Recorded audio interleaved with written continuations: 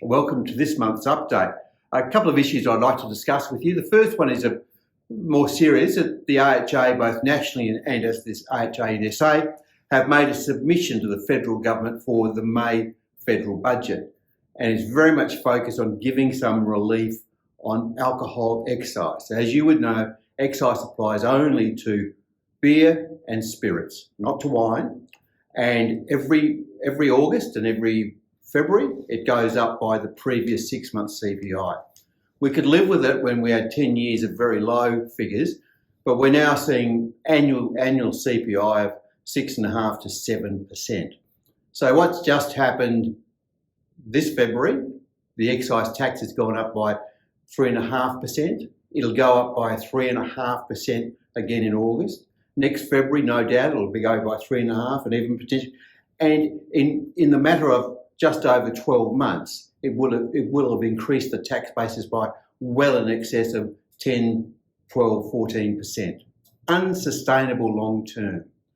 We're saying to the government, freeze the rate, have a breathing space, because it just makes what we do, particularly on premise, so much more difficult because we price ourselves out of the market.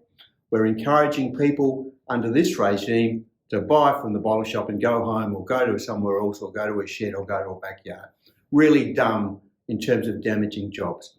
And look, we've been on this for a while, but it's really, with high inflation, high CPI, they have to do something. On a more positive note, here in South Australia, we're seeing the culmination of the government's work to attract new events here. And here we are in March, coming out of February, March, Mad March. And for those in and about the city and involved in Fringe, it's been a great time. We know in the regions are still doing very well, despite the floods in the River Murray.